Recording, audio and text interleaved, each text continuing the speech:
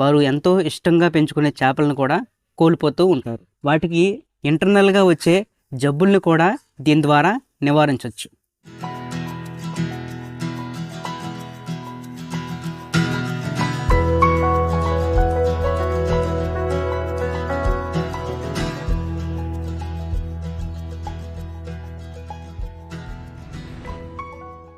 Hi friends, welcome to Aquaplant Telugu. నేను మీ Naveen Tej. Aquarium చేపల్లో హెల్త్ ఇష్యూస్ కొన్ని బయటికి కనిపించే ఉంటాయి, మరికొన్ని బయటికి కనిపించకుండా ఇంటర్నల్గా చేపని డ్యామేజ్ చేస్తూ ఉంటాయి. ఇంకా ఈ హెల్త్ ఇష్యూస్ తెలుసుకొని వాటికి మెడిసిన్ ఏది వాడాలో తెలుసుకునే వాళ్ళు మెడిసిన్స్ వాడి వాటికైతే క్యూర్ చేస్తూ ఉంటారు. మరికొంతమంది వీటికి ఏ మెడిసిన్ వాడాలో తెలియక వారు ఎంతో ఇష్టంగా పెంచుకునే చేపలను కూడా కోల్పోతూ ఉంటారు. ఇది ఇలా ఉంటే ట్యాంకులోని చేపలకి సరైన ఇమ్యూనిటీ లేక జబ్బుబడి సగానికి పైగా చేపలు అనేవి చనిపోతూ ఉంటాయి. మరికొన్ని ట్యాంక్ మెయింటెనెన్స్ లేక చనిపోతూ ఉంటాయి. ఇది వేరే విషయం. అసలు చేపలకి సరైన ఇమ్యూనిటీ పవర్ని ఎలా అందించాలి, వీటికి వచ్చేటువంటి జబ్బులు మెడిసిన్స్ కాకుండా మన చిట్కాల ద్వారా ఎలా నివారించవచ్చు, అంతేకాకుండా జబ్బు ఉన్నప్పటికీ లేనప్పటికీ అసలు జబ్బులు రాకుండా చేపలకి ఏదైనా చిట్కాలు పాటించవచ్చా అనేది ఈరోజు మనం ఈ వీడియోలో తెలుసుకుంటాం. సో వీడియో అయితే స్కిప్ చేయకుండా వీడియో మొత్తం చూడండి. ఇంకోటి ఏంటంటే, ఈ వీడియో కనుక మీరు ఫస్ట్ టైం చూసినట్టయితే ఖచ్చితంగా యాక్వాప్లాంట్ తెలుగు ఛానల్ అయితే సబ్స్క్రైబ్ అయితే చేయండి. ఇంకా లేట్ చేయకుండా వీడియోని స్టార్ట్ చేద్దాం. చేపలకి సరైన ఇమ్యూనిటీ పవర్ని అందించాలి అంటే చక్కగా మన వంటింట్లో వాడే వెల్లుల్లి సరైన ఉపాయం.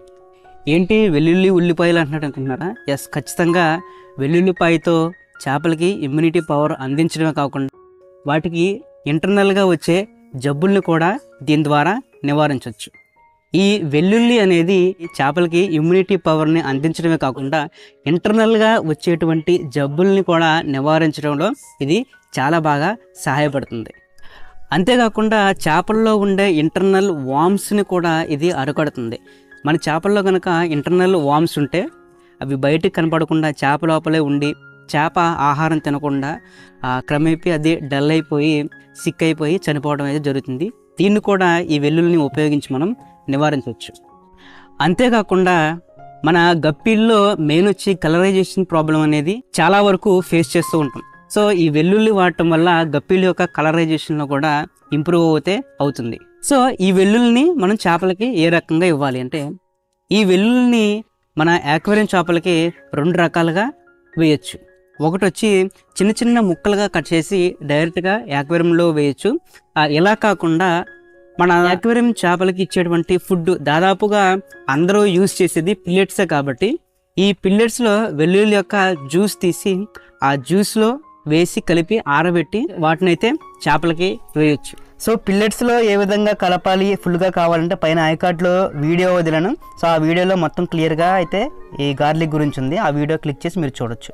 మరి ఎన్ని రోజులకు ఒకసారి ఈ వెల్లుల్లిని ఇవ్వాలి అంటే, వారానికి ఒకసారి కానీ 10 రోజులకి ఒకసారి కానీ ఈ వెల్లుల్లిని మనం యాక్వేరియం చేపలకి ఆహారంగా అయితే ఇవ్వాలి. సో ఆహారంగా కాదు, ఆహారంలో ఒక భాగంగా దీన్ని చెప్పుకోవచ్చు. ఎందుకంటే ఫుల్ డైట్గా మనం దీన్ని ఇవ్వలేం కాబట్టి అవి కొంచెం కొంచెం తింటాం కాబట్టి మనం ఫిషెస్కి ఇచ్చేటువంటి ఫుడ్తో పాటు వెల్లుల్లిని కూడా మనం ఇవ్వాల్సి ఉంటుంది.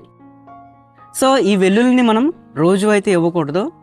సో మీరు పిల్లెట్స్లో కలిపేటప్పుడు కూడా కొంచెం పిల్లెట్స్ని తీసుకొని దాంట్లో ఈ గార్లిక్స్ మిక్స్ని అయితే మిక్స్ చేసి చేపలకు వేయాలి. అంతేకాకుండా మొత్తం పిల్లెట్స్లో కలిపితే ఈ పిల్లెట్స్ మొత్తం వేస్ట్ అయిపోతుంది. ఎందుకంటే ఈ మిక్స్ అనేది మనం రెగ్యులర్గా ఇచ్చే ఫుడ్ కాదు కాబట్టి కొంచెం మాత్రం తీసుకొని పిల్లెట్స్లో అయితే కలుపుకోవాలి.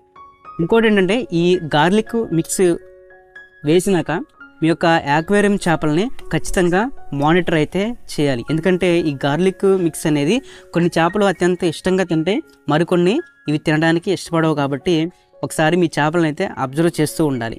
ఈ గార్లిక్స్ మిక్స్ తినట్లేదు మీ చేపలని మీరు ఏం వర్రీ అవ్వద్దు. ఎందుకంటే ఇది మస్ట్ అండ్ షుడ్గా తినేటువంటి ఫుడ్ డైట్ కాదు కాబట్టి ఇది ఒక రెమెడీ మాత్రమే. సో మీరెవరూ డిసప్పాయింట్ అయితే అవ్వాల్సిన పని లేదు.